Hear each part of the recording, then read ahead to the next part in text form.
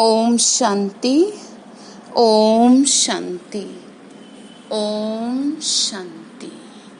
आज शिव बाबा हम बच्चों को ये याद दिला रहे हैं कि बच्चे तुम नए संबंध में जा रहे हो तो जितना हो सके उस संबंध में रहने की प्रैक्टिस करो। देवी देवताओं से संबंध तुम्हारा होने जा रहा है तो तुम्हें बार बार खुद को याद दिलाना पड़ेगा, कर्मातीत अवस्था बनानी पड़ेगी।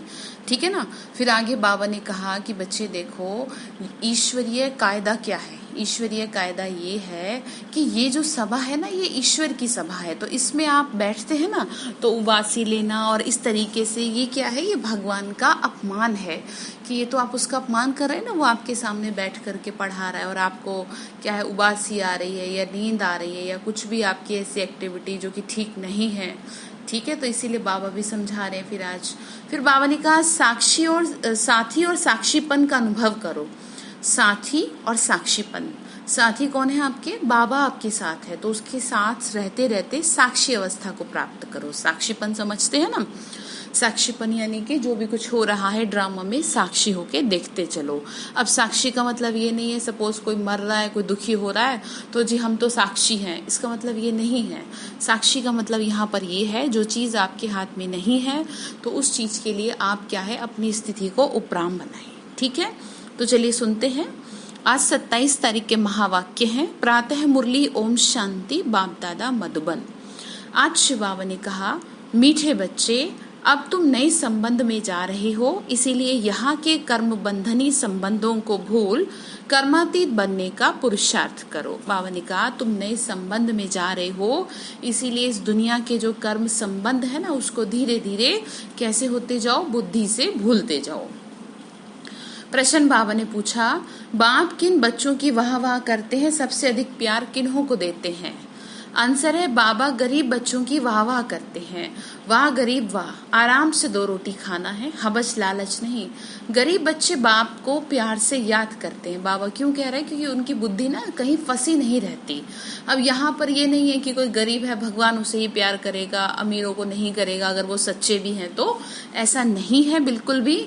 यहाँ पे गरीबी और अमीरी वास्तव में ज्ञान की है कि दुनिया में लोग क्या है, वैसे तो उनके पास बहुत धन है लेकिन वो क्या है, ज्ञान से गरीब हैं, तो बाबा को उन पे भी तरस आता है। लेकिन यहाँ पे बाबा ये समझा रहे कि बच्चे जो गरीब होते हैं ना, जिनके पास फालतू का पैसा नहीं होता तो उनकी बुद्धि कहीं भी फंसी नहीं रहती है।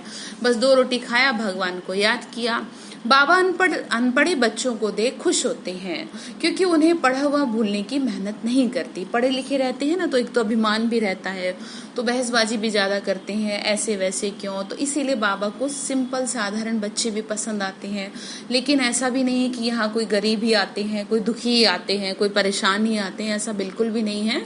बाबा के घर में हर तरह के बच्चे आप मधुबन में देखें तो साइंटिस्ट क्या, डॉक्टर्स क्या, एडवोकेट्स क्या, और जितने भी प्रोफेशंस होते हैं सभी की आत्माएं बाबा के घर में क्या है, ज्ञान योग भी कर रही हैं और सेवा में समर्पित भी हुई हैं।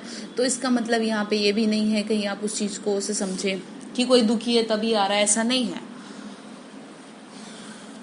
तो ठीक है, बाबा ने कहा क्योंकि उन्हों के साथ ज्यादा माथा पच्ची नहीं करनी पड़ती ना, इजीली समझ जाते हैं।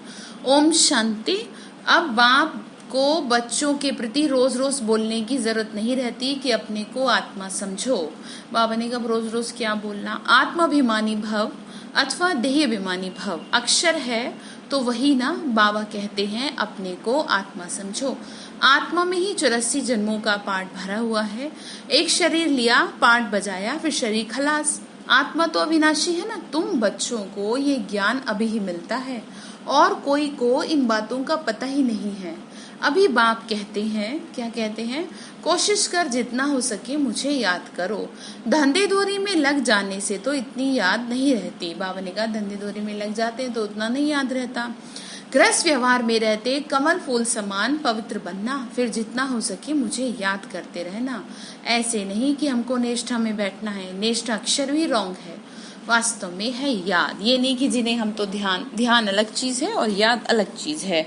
ध्यान क्या है, ध्यान में क्या है, एकदम कईयों का ये होता है ना कि 5 तत्वों में, इसमें ब्रह्म में जिसे कहते हैं ना 5 तत्व जिसे कहते हैं, ये इसमें लीन होने की सोचते हैं जबकि ये तो पॉसिबल है नहीं।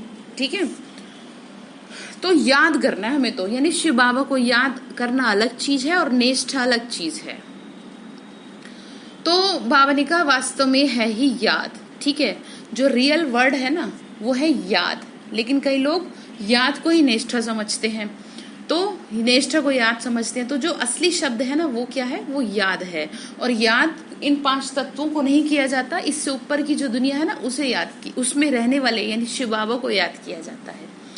कहाँ भी बैठे हो बाप को याद करो, माया के तूफान तो बहुत आएंगे। कोई को क्या याद आएगा, कोई को क्या, तूफान आएंगे जरूर, फिर उस समय उनको मिटाना पड़ता है कि ना आए। यहाँ बैठे बैठे भी माया बहुत तंग करती रहेगी, यही तो युद्ध है। जितना हल्के होंगे उतना बंधन कम होंगे। पहले तो आत्मा निर्बंधन है, जब जन्म लेती है तो माँ बाप पे बुद्धि जाती है।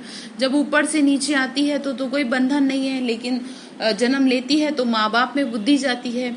फिर स्त्री को अडॉप्ट करते हैं, 2 चीज सामने नहीं थी वह सामने आ जाती है, जो चीज सामने नहीं थी वो सामने आती है, फिर याद आती है ना। फिर बच्चे पैदा होंगे तो उनकी याद और बढ़ेगी। अब तुम सबको ये भूल जाना है, तुम्हें सिर्फ एक बुद्धि से बाबा को याद करना है। इसका मतलब ये नहीं है कि आप क्या है कि मतलब घर वालों को भूल जाएं। इसका मतलब ये है कि बुद्धि से केवल उसका सहारा जोड़ के रखें। इसीलिए ही बाप की महिमा है, इसीलिए ही बाप की महिमा है। तुम्हारा माता पिता आदि सब कुछ वो है। कौन है? शिव बाबा, ठीक है ना। उनकी ही महिमा है, उनको ही याद करो। वह तुमको भविष्य के लिए सब कुछ नया देते हैं, नए संबंध में ले जाते हैं, नए संबंध में ले जाते हैं यानी सतयुग की दुनिया में ले जाते हैं। संबंध तो वहां भी होगा ना, ऐसे तो नहीं कि कोई प्रलय हो जाती है। बाबा ने क्या कहा कि संबंध तो वहां भी होगा, कि ऐसे नहीं कि कोई प्रलय हो जाती है, कि सब खत्म हो जाएगा, कि कोई प्रलय नहीं रहेगी। तो ये समझा रहे हैं। फिर कह रहे हैं तुम एक शरीर छोड़ दूसरा लेते हो, जो बहुत अच्छे हैं वह जरूर उच्च कुल में जन्म लेंगे। जो बहुत अच्छे मतलब ज्ञान योग कर रहे हैं वो उच्च कुल में जाएंगे। तुम पढ़ते हो भविष्य 21 जन्म के लिए, पढ़ाई पूरी हुई और प्रारब्ध शुरू होगी। स्कूल में ट्रांसफर होते हैं ना, तुम भी ट्रांसफर होने वाले हो। क्या समझा रहे हैं कि तुम्हारा भी ट्रांसफर होगा। कहाँ की तरफ ट्रांसफर होगा? सतयुगी दुनिया की तरफ, शांति धाम की तरफ। पहले शांति धाम फिर सुख धाम। इस छीछी दुनिया से तुम छूट जाएंगे, इसका नाम ही है नर्क। सतयुग को कहा जाता है स्वर्ग। यहाँ मनुष्य कितने घोर अंधियारे में है। धनवान जो है वो समझते हैं हमारे लिए तो यहाँ ही स्वर्ग है। इसीलिए बाबा समझाते हैं कि किसी का कुछ नहीं रहेगा। अब इसका मतलब ये नहीं कि बाबा किसी को कुछ गलत कह रहे, लेकिन सिर्फ आपको क्या कर रहे हैं, आपको सावधान कर रहे हैं कि जिस मोह माया में, जिस मतलब इन चीजों में आप क्या फंसे पड़े हैं, वो चीज तो रहने वाली नहीं है, उससे ऊपर उठो। अब जो कर्मातीत अवस्था को पाने वाले होंगे वो धर्मराजपुरी में सजाएं थोड़ी ही भोगेंगे। स्वर्ग में तो सजाएं होंगी ही नहीं, वहां गर्भ भी महल के समान होता है। वहां दुख की बात नहीं, यानी कि आत्मा दुख नहीं पाती है। यहाँ तो गर्भ जेल है, जो सजाएं खाते रहते हैं। तुम कितना बार स्वर्गवासी बने हो। शिव बाबा ने कहा कि देखो क्या है, आत्मा जब गर्भ में होती है ना तो बहुत कष्ट पाती है। तो बाबा ने कहा वहां तो ऐसा कुछ होगा नहीं, तो सजाएं खाने की कोई बात ही नहीं है। तो तुम तो कितना बार स्वर्गवासी बने हो ये याद करो, तो भी सारा चक्र याद रहे। एक ही बात है लाखों रुपयों की, ये भूल जाने से, देह अभिमान में आने से माया नुकसान कर देती है। एक बात कौन सी है? लाखों रुपए की यही बात है कि बाबा कहते हैं कि बच्चे तुम अपना नुकसान कर लेते हो, कि तुम मुझे भूल जाते हो तो क्या हो जाता है, नुकसान हो जाता है। मेहनत बगैर उच्च पद नहीं पा सकते। बाबा को कहते हैं बाबा हम अनपढ़े हैं, कुछ नहीं जानते, जैसे माताएं अनपढ़ी हैं, मतलब उनको ज्यादा दुनिया की नॉलेज नहीं है, तो दुनिया वालों के लिए तो वो बेवकूफ हैं, लेकिन बाबा के दिल पे वही चढ़ी हैं, क्योंकि सच्ची दिल है ना, साफ दिल है। बाबा तो खुश होते हैं। अब इसका मतलब ये भी नहीं कि पढ़े लिखों को बाबा बेवकूफ कह रहा है। यहाँ पर चीजें दोनों अलग अलग हैं कि क्या है, पढ़े लिखी आत्माएं जो होती है ना, उनको क्या है, उनको हर बात में क्या चाहिए होता है, हर बात में लॉजिक चाहिए होता है, हर बात में कि कुछ ना कुछ इसका रीजन हो। और जो नहीं जानती कुछ भी तो वो सहज भगवान को स्वीकार लेती हैं, लेकिन कई बार अंधश्रद्धा भी हो जाती है, जैसे आजकल बहुत ज्ञान देने वाले हैं तो यही समझने की बात है, यही परखने की बात है, भगवान को पहचानने की, कि यहाँ पर इस ब्रह्मा कुमारी संस्था में किसी और को याद ही नहीं किया जा रहा, केवल ज्योति बिंदु स्वरूप को याद करने के लिए कहा जा रहा है। तो इसमें तो कोई बेवकूफ़ी है नहीं, इस बात को तो आप अच्छी तरह समझ सकते हैं। तो बाबा वही समझा रहे हैं, मेहनत बगैर उच्च पद नहीं पा सकते। बाबा को कहते हैं, बाबा हम अनपढ़े हैं, कुछ नहीं जानते।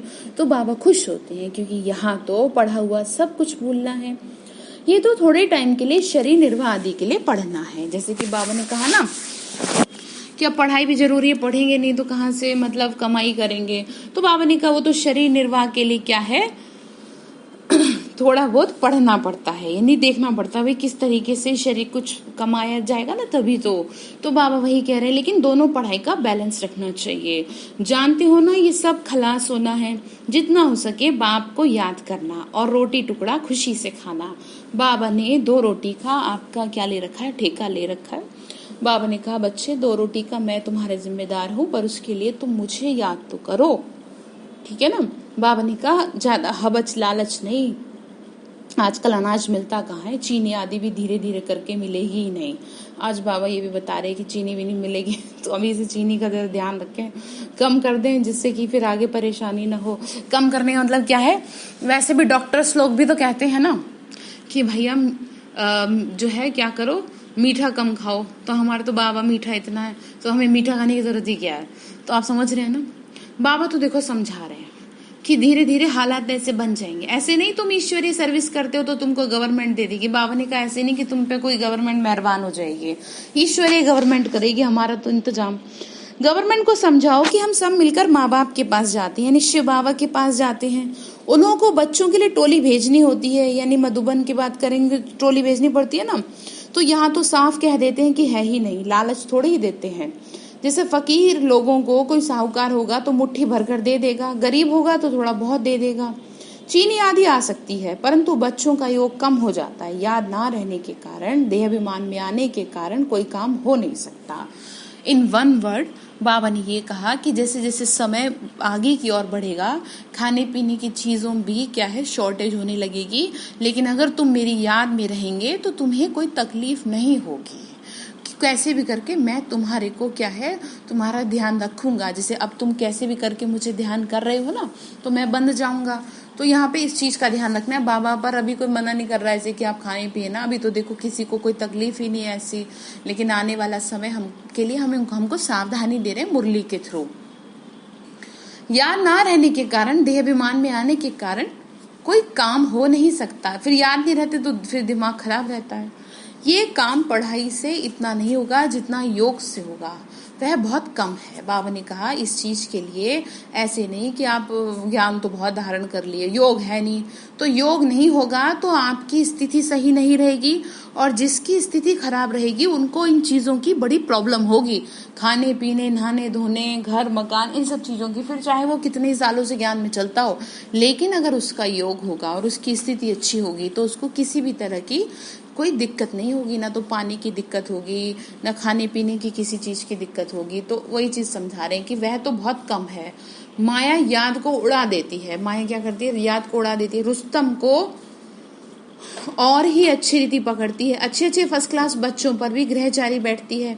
ग्रहचारी बैठने का मुख्य कारण क्या है, यही है, ये है बड़ी मंजिल। क्या कह रहे हैं, ये जो है ये बड़ी मंजिल है, तो फिर इस चीज का ध्यान रखना है। यह बड़ी मंजिल है, अगर सच्ची मंजिल पानी है तो याद में रहना पड़े। अगर सच्ची मंजिल पानी है, यानी सचमुच में बाबा से चाहिए आपको, तो आप क्या करें, याद पे ध्यान दें। फिर आगे क्या समझा रहे हैं, आगे कह रहे हैं, बाबा कहते हैं ध्यान से भी ज्ञान अच्छा है, यानी कि वो निष्ठा कहते हैं ना, निष्ठा में बिठाओ हमको, ध्यान में बिठाओ। तो इससे बेहतर है कि आप कुछ सुन लें। अच्छा, ज्ञान से अच्छी है, ज्ञान से याद अच्छी है, ज्ञान से याद अच्छी है। फिर अगर आप थोड़ा ज्ञान अच्छे से धारण कर लेंगे तो आप समझ पाएंगे कि जिसको आप निष्ठा कह रहे हैं उससे बेटर चीज क्या है, भगवान को डायरेक्टली परमात्मा यानी पिता के रूप में याद करना बेटर रहेगा आपके लिए। ध्यान में जास्ती होने से माया के भूतों की प्रवेशता होती है, यानी क्या है, बुद्धि फिर क्या है, कहीं की कहीं चली जाती है। जैसे सो जाएंगे योग में और कहेंगे जी नहीं हमारा तो योग बहुत अच्छा लगा, तो वो कौन आ गया, वो माया आ गई। तो आपको तो लगा मैं योग में बैठी थी, तो वो क्या हो गए, भूत आ गए, 5 विकार। ऐसे बहुत हैं जो फालतू ध्यान में जाते हैं, क्या क्या बोलते हैं, उन पर विश्वास नहीं करना कि हमको तो बाबा मतलब हमारे में बाबा आते हैं ऐसे करके कुछ कुछ कह देते हैं। ज्ञान तो बाबा की मुरली में ही मिलता है। बाबा खबरदार करते हैं, ध्यान कोई काम का नहीं है। माया की बहुत प्रवेशता हो जाती है, अहंकार आ जाता है। ज्ञान तो सबको मिलता रहता है और ज्ञान देने वाला शिव बाबा है। मम्मा को भी यहाँ से ज्ञान मिलता था ना, उनको भी कहेंगे मन मना भव, मन ही मन में क्या करो, याद करो। मम्मा को भी तो ज्ञान बाबा से मिला ना, तो वो भी यही कह रही थी। तो दैवी गुण धारण करो, अपने को देखना है। हम दैवी गुण धारण करते हैं, यहाँ ही दैवी गुण धारण करना है। कोई को देखो अभी फर्स्ट क्लास अवस्था है, खुशी से काम करते हैं।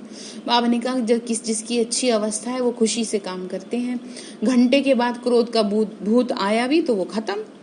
बाबा ने कहा कि वैसे तो अभी तक अच्छे से कर रहे थे और एकदम से भूत आ गया तो वो सब खुशी खत्म। फिर स्मृति आती है कि हमने भूल की, फिर सुधर जाते हैं।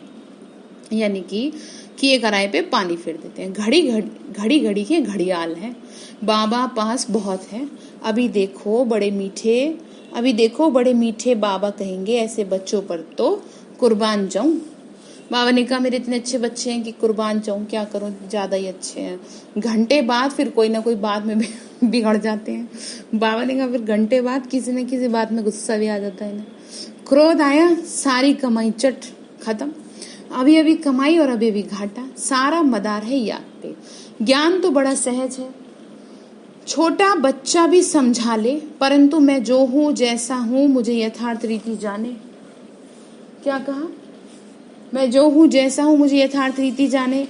अपने को आत्मा समझे, इस रीति छोटे बच्चे थोड़ी याद कर सकेंगे। मनुष्य को मरने समय कहा जाता है भगवान को याद करो। कोई भी वापस जा नहीं सकता, न विक्रम विनाश होंगे। परंपरा से ऋषि मुनि आदि सब कहते आए हैं कि रचता और रचना को हम नहीं जानते, यानी ना तो हम भगवान को जानते और ना ही हम उसकी रचना को जानते, क्योंकि ऐसा कहा गया तो वो ऐसे ही आगे कहते आए। तो बाबा कहते हैं ये लक्ष्मी नारायण को नहीं जानते, राजा रानी ही नहीं जानते, तो फिर प्रजा कैसे जानेगी? कोई भी नहीं जानता, हम सिर्फ तुम बच्चे ही, क्या कहा कि अब सिर्फ तुम बच्चे ही जानते हो। बाबा कहते हैं कहाँ भी जाओ सिर्फ मुझे याद करो। बड़ी भारी कमाई है, तुम 21 जन्मों के लिए निरोगी बनते हो। ऐसे बाप को अंतर्मुखी हो याद करना चाहिए, परंतु माया भुलाकर तूफान मिला देती है। इसीलिए अंतर्मुखी हो क्या करेंगे? विचार सागर मंथन करना है। विचार सागर मंथन करने की बात भी अभी की है। ये है पुरुषोत्तम बनने का संगम युग। ये भी वंडर है। तुम बच्चों ने देखा है ना, एक ही घर में तुम कहते हो हम संगम युगी हैं और हाफ पार्टनर व बच्चा आदि कलयुगी है, यानी ज्ञान ने लिए ना, कितना फर्क है। बड़ी महीन बात है समझने की। घर में रहते हुए भी बुद्धि में यही रहे कि हम फूल बनने के लिए मेहनत कर रहे हैं। ये है अनुभव की बातें। प्रैक्टिकल में मेहनत करनी है, याद की ही है मेहनत। एक ही बार में एक हो गया हंस और दूसरा है बगुला। फिर कोई बड़े फर्स्ट क्लास होते हैं, कभी विकार का ख्याल नहीं आता, साथ में रहते भी पवित्र रहते हैं, हिम्मत दिखाते हैं तो उन्हों को बहुत ऊंच पद मिलेगा।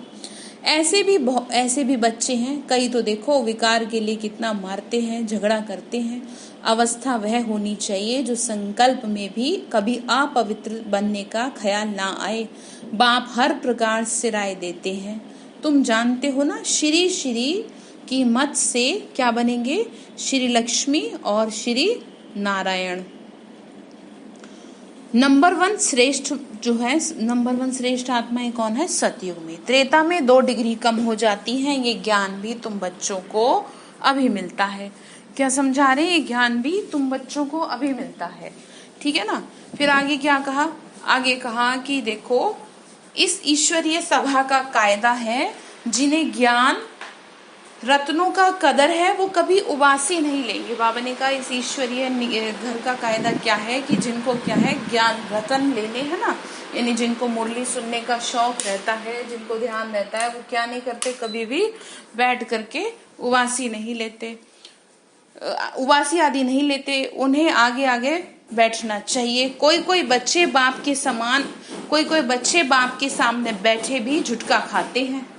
कह रहे हैं कि कोई कोई बच्चे क्या है, मतलब सामने सामने बैठ जाते हैं ना तो उनको बहुत नींद भी आ जाती है, बहुत झुटका खाते रहते हैं ये, तो फिर क्या है, उनको पिछाड़ी में जाकर बैठना चाहिए। ये ईश्वरीय सभा है बच्चों की। परंतु कई ब्राह्मणियां ऐसी भी हैं जो ले आती हैं। यूं तो बाप से धन मिलता है, ज्ञान धन है ना, एक एक वर्षंस लाखों रुपयों का। इसीलिए कहते हैं ना कि जब आप बैठते हैं ना बाबा के घर में मुरली सुनने आते हैं तो क्या करें, आंखें खोल के बैठे, बहुत अलर्ट होके बैठे, क्योंकि ये क्या चल रही है, ये क्लास चल रही है, यानी कि ये गॉडली यूनिवर्सिटी है ना, तो मुरली में तो ऐसा बिल्कुल नहीं करना चाहिए। एक एक वर्षंस लाखों रुपयों का है, ये ज्ञान रतन है। अभी तो ऐसे ही लगता है हाँ सुन लेंगे मुरली, क्या हो गया, आज नहीं तो कल से। आने वाला समय आपको बहुत ही इस चीज के लिए क्या है, सावधान कर रहा है, क्योंकि ये ज्ञान ही आपको बचाएगा। ठीक है ना, बाबा यही समझा रहे हैं, क्योंकि इस ज्ञान से ही क्या होगी, हमारी सदगति होगी। तो ये बात आपको बहुत अच्छी तरह क्लियर होनी चाहिए। तो तुम कहते हो ना बाबा हम फिर से आए हैं बेहद का वर्षा लेने, तो मीठे मीठे बच्चों को बाबा बार बार समझाते हैं, ये है छीछी दुनिया।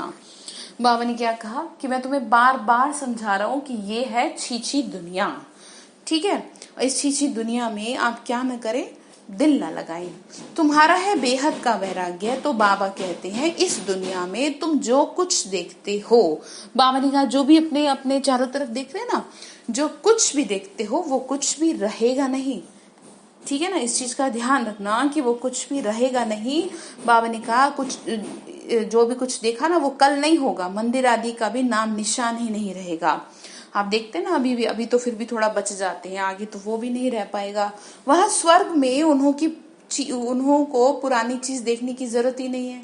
यहाँ तो पुरानी चीज का कितना मूल्य है, वास्तव में कोई चीज का मूल्य नहीं है सिवाय एक बाप के। बाबा ने कहा वास्तव में सिवाय मेरी याद के और किसी चीज का क्या है, कोई मूल्य नहीं है। तो फिर आगे कहा कि वही आकर बाप से वर्षा लेते हैं, इसीलिए कोर्टों में कोई कहा जाता है कोई भी बात में संशय नहीं आना चाहिए।